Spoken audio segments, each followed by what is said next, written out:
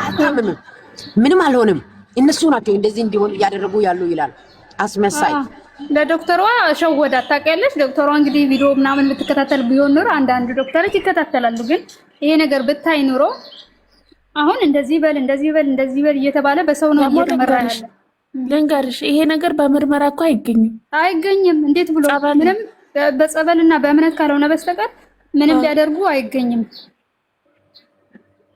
ስለዚህ እኛ ባየርን ቁጥር ለምን እንታመማለን ነው ማለት ነው። እኔ በፊት ታውቂያለሽ የንስር አይን ሚዲያ ትከታተላላችሁ?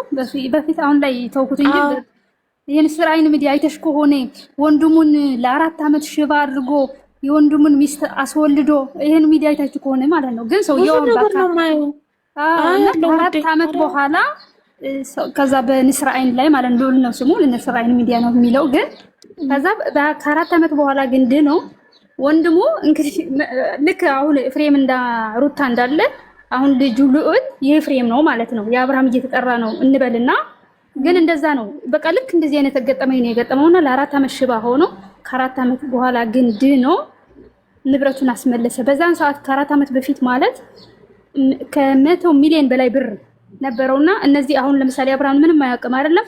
ይሄ 100 ሚሊዮኑ መኪና የጅቡቲ መኪና ተሳቢ ምናምን ነበረው። አስፈረሙት አያውቅም ግን እሱ አሁንም እያስፈረመችው ይሆናልች። እኔም እንደዛ ነው መፈራ። ተይ እኔ ንብረቱ ተወሰድ ችግር የለውም ይመለሳል። ለምን አሁን የንስር አይን ሚዲያ ብዙ ሰዎችን አሁን የሆኑ ልጆችም ደግሞ አክስታቸው አሳብዳ ከዘበኛው ጋር ተመካክረው አባትና እናት በመድኃኒት ገድለው አይታችሁ ከሆነ ከ7 ዓመት በኋላ እነዚህ ልጆች አባታቸው እናታቸው አያውቁም። በዘበኛው ስም ነው የሚያውቁት አባታቸው የሚመስላቸው። አሁን ልክ አብርሃም እናንተ ማናችሁ ምናምን እንደሚለው ማለት ነው። እነዚህ ልጆችም አባት እናታቸው ሞተው በመድኃኒት ነው አያውቁም። ግን ለዘበኛው ልጆች ነው እስልብቃቸው። ከ7 ዓመት በኋላ ንብረታቸው የንስር አይን ሚዲያ አስመልሰዋል። ከ7 ዓመት በኋላ ጸበል ወስዶ ማለት ረስተዋል። ምንም አያውቁም። አባታቸው ዘበኛው እንደሆነ ነው የሚያውቁት። ግን በመድኃኒት አባትና እናት በአንድ ቀን ሞተው ነው አክስታቸው ነው ይሄን ነገር ያደረገችው ማለት ነው። ግን ከ7 ዓመት በኋላ እድሜ ልክ ፍርዳት ታሰሩ። አባት እናት ግን ሞቱ። እና እንደዚህ አይነት ሚዲያዎች አለ። አሁን ይሄን ነገር ለሊት ሙሉ ሳስበው በቃ ፍሬም ከአብርሃም ይሄን ካልደረሱለት ወደ ፈጣሪ ካልወሰዱት ወደ እግዚአብሔር ካልወሰዱት ሕክምና አይደለም ካልወሰዱት ከጊዜ በኋላ በጭጫለ ራሱ ይስጣሉ። አብርሃም ልዩነቱ ሚዲያ ያውቀዋል። እኛም እየለፈለፍን ነው እንግዲህ እንዳይደብቁት ነው። አሁን እኮ ማሰብ ያለብሽ እነሱ እያሸሹት ያለኮ ከሚዲያ እንድርቅ እያረጉት ነው አይደለም። ባለፈው ባይደረስባቸው እኮ ለ15 ቀን ሆነ ለወር ሆነ የት እንደሚደብቁት አያውቅም አይደል? እንግዲህ አባት እናቱ የሉም እንዴ? ዝም እንዴ ልጄን ይላሉ። ልጄን ሲሉ ዝም ካለች እሷም ማሳሰር። እኔ አሁን አባቱ ጠርተው ወደ ቤተሰቦቹ ሊሄድ ጥሩ ነበር። በቃ ቤተሰቦቹ ጋር ይሁን አምሮ እስከሚመለስ እንዴ ልጁ ሳቁ ምናምን እኮ ነጠቀችው። በእግዚአብሔር ጠፋ ልጁ። ይኸውልሽው ማርያም ፊቱ ሲያስፈራ ትናንትና አይተሽ ከሆነ በቃ ደግሞ በጉርም ሆኗል። ደግሞ እኔ ፈራ ተቀለሽ ከሱ አጠገብ አልለይም ያለች ህፃን የታርጋው ነው። ሰዓቱ ላይ የሚሆነ ነገር ሳይነር አይቀርም። ሰዓቱ እዛ ራሱ ውስጥ እንዳለ ባወጥ ጥሩ ነበር። እዛ አጠገቡ እጁ ላይ ይዘው ቆጣለች አልሄድም እኔ ብላ ህፃኑ የታባታ አርጋው ነው። ደግሞ ልታስመስል እኮ ነው። ኧረ ምራዝና መሰለሽ ነገር ማለት ልታስመስል እግዚአብሔር ይመስገን። ነገሩም ያልተሳካላት ይሆናል አላሰበችው ነገር። አሁን ለምሳሌ ቢሞት ወይ የሆነ ነገር ቢሆን ያሰበችው ነገር እንግዲህ ንብረቱ ሁሉም ገና አላዞሮት ይሆናለች። እኔ መጨረሻው ካልደረሱለት ምንም ትርጉም አለው ብዬ አላስብም። ወደ እምነት ካልወሰዱት መጨረሻው ምን ሆነ ግን ውዶቼ? ሄደ ወደ ቡዜ ሄደ ወለ እንዴት አደረገ? እንግዲህ ወደ ቡዜ እንደሚሄድ ተስማምተዋል። ውጭ ላይ ወጣው ደግሞ ምን እንዳረጉ ፈጣሪ ያውቃል እንጂ እሺ ብለዋል። እሺ ብለዋል። እሺ ብለዋል። እሷስ እንትኗ ሩታ እንግዲህ ዶክተሩ አለ ዳኒ ነው እንደዚህ ፍሬም ደህና ነው በቃ ለህዝቡ ሰው እየተጨነቀ ነው። እኛ ግን ደህና እንደሆነ እናውቃለን ንግግር ነው ምናምን አለና ከዛ በኋላ ዳኒ መጣና እህቱ ጋር እንዲሄድ ፈቀጅለት አላት። እህቱ ጋር እንዲሄድ እኔም እዛ እንዲሆን ነው ዶክተሯ ደግሞ እግዚአብሔር ይላል እኔም እዛ እንዲሆን ነው የምፈልገው አላለችም።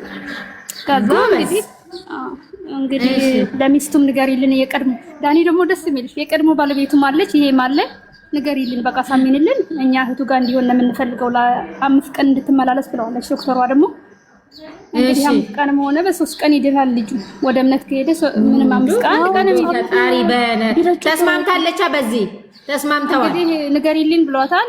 ኤፍሬምም አፉን አስይዘውታል። እንግዲህ ውጭ ላይ ወጣ ደግሞ አሁን እኮ እነሱ መንፈሳቸው ሸይጣናቸው የስራ ነገራቸው እንዳይታወቅ ከነሱ እንዲለይ አይፈልጉም። ቤተሰብ አልባ አደረጉት እኮ በእናትሽ። ጭራሽ እነሱ ሁለቱ እዛ ሲጣሉ አይተሻቸዋል። እኔ መጨረሻ ላይ ደብሮኝ ወጣሁኝ። በቃ ላይ እኔ ቅርታ አድርግልኝ ነው ሁለቱ አናቱ ላይ ሆነው እስቲ ያቺም እስቲ ልጁ መዳኑ ነው እነሱ እንትን የሚሉት ወይ መጣላት ነው። አንቺ ምናምን አንቺ ምን ጭራሽ እኮ ዶንቆሮ ሆኑ ሁለቱ። እዚህ ላይም ሄርሜላ ጥፋት አለባት። በቃ ጥፋት አለባት። አንቺ ስታስጠላለው የመጨረሻ አንቺ ነሽ እንዴ? በቃ እሷ እንደሆነች ማንም ያውቃል አይደለ? ግን ልጅ ሄርሜላ ልክ ናት ስልሽ ይኸውልሽ ማስመሰሏ በጣም ያናድዳል። ማስመሰሏ ውዴ እንዴ መሰለሽ ታስመስል እሷ ይኸውልሽ እሷ ታስመስል፣ እሷ ግን ጸጥ ማለት አለባት። እንደውም ጭራሽ ሄርሜላ በቃ ምንም ነገር አለመናገር፣ እሱ ወደ ልቡ ሲመለስ ወደ ቀልቡ ሲመለስ መቼም ሄርሜላ ብሎ መጠጋቱ አይቀርም። አሁን እኮ አያውቃትም እኮ ሄርሜላ ልጅ አሁን እኮ ስለማያውቃት መፈጠሯን አያውቅም።